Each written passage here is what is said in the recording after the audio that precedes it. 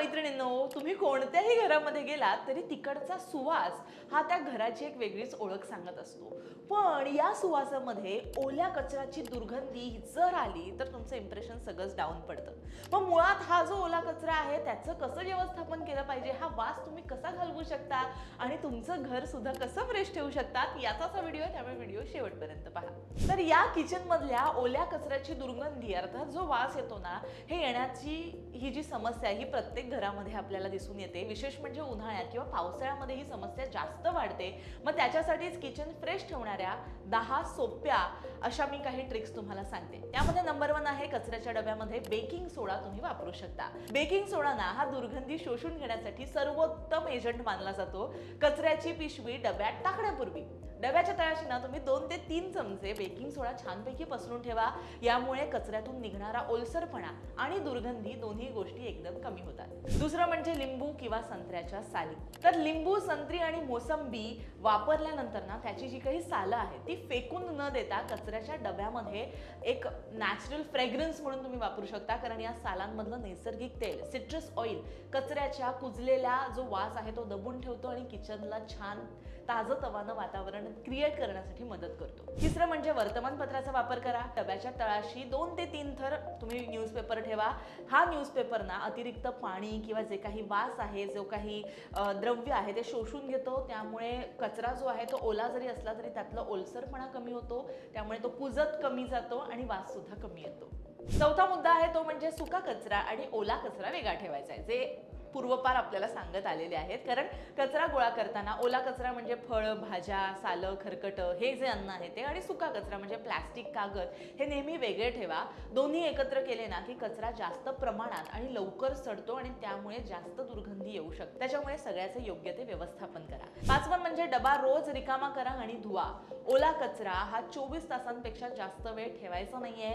रोज सकाळी किंवा संध्याकाळी कचरा तुम्हाला बाहेर टाकायचा आहे. डबा रिकामी केल्यानंतर तो आठवड्यातून किमान 2दा लिक्विड सोपनं गरम पाण्यानं स्वच्छ धुवून त्याला डिसइन्फेक्ट करा. 6वं म्हणजे डब्याला घट्ट झाकण असलं पाहिजे. शक्यतो किचन मध्ये ना ओल्या कचऱ्यासाठी नेहमी एअर टाईट किंवा घट्ट झाकण असलेले डबा तुम्ही वापरू शकता, जे मार्केटमध्ये मिळतात. कचऱ्याचा वास यामुळे बाहेर पसरत नाही, माशा, किडे त्यामध्ये येत नाहीत. किंवा पेडल लावलेला जो पायाने उघडणारा डबा आहे तो सुद्धा सोयीचा असतो, तो सुद्धा तुम्ही वापरू शकतात.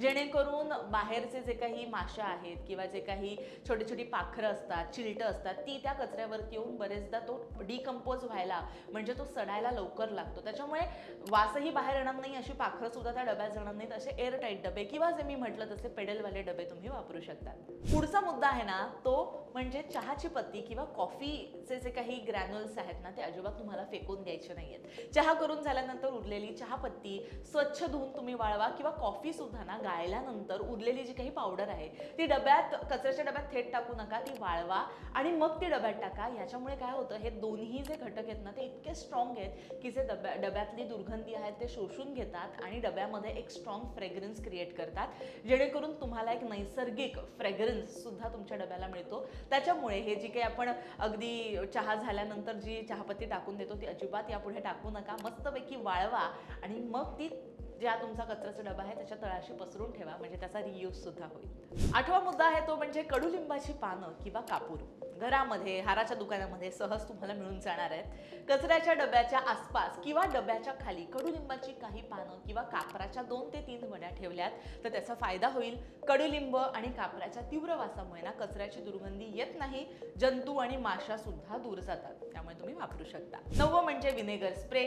पाण्यात थोडं पांढरं विनेगर, व्हाईट विनेगर जे आहे ते मिसळा, त्याचा स्प्रे तयार करा. कचऱ्याचा डबा रिकामी केल्यावर त्यावर हा स्प्रे तुम्हाला मारायचा आहे. कपड्यानं छानपैकी तो पुसून घ्या.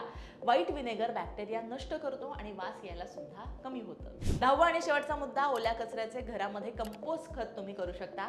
जर शक्य असेल तर ओल्या कचऱ्यासाठी ना बाजारामध्ये मिळणारे लहान कंपोस्ट बिन हे तुम्ही वापरू शकता. यामध्ये ना विशिष्ट प्रकारची एक पावडर असते, कंपोस्ट पावडर जी आहे ती टाकली ना की कचऱ्याचं खतामध्ये रूपांतर होतं आणि त्याचा वास सुद्धा अजिबात येत नाही, जो तुम्ही तुमच्या घरातल्या कुंड्यांसाठी सुद्धा ते खत वापरू शकता। आता एक महत्त्वाची टिप देते, खरकट अन्न, पातळ भाजी थेट कचऱ्याच्या डब्यामध्ये ओतणं शक्यतो टाळा। त्यातलं पाणी आधी सिंकमध्ये गाळून घ्या आणि नंतर जो काही सुका कचरा राहिलेला असेल तो त्या डब्यामध्ये टाका, म्हणजे 90% दुर्गंधी जी आहे ती अजिबात येणार नाही। तर अशा प्रकारे तुम्ही तुमच्या घरातल्या या कचऱ्याचं व्यवस्थापन करू शकता, जेणेकरून आल्यानंतर कोणाला सुद्धा त्याचा दुर्गंध येणार नाही, तुम्हाला सुद्धा अनकम्फर्टेबल होणार नाही, घर सुद्धा फ्रेश राहील, किचन सुद्धा फ्रेश राहील आणि तुम्ही योग्य प्रकारे या छोट्या छोट्या गोष्टींचा वापर करून अगदी कुठलाही पैसा खर्च न करता घराला फ्रेश आणि सुगंधी ठेवू शकता। हा व्हिडिओ कसा वाटला मला नक्की सांगा, भरपूर शेअर करा आणि लोकमत सखीवर असंच प्रेम करा।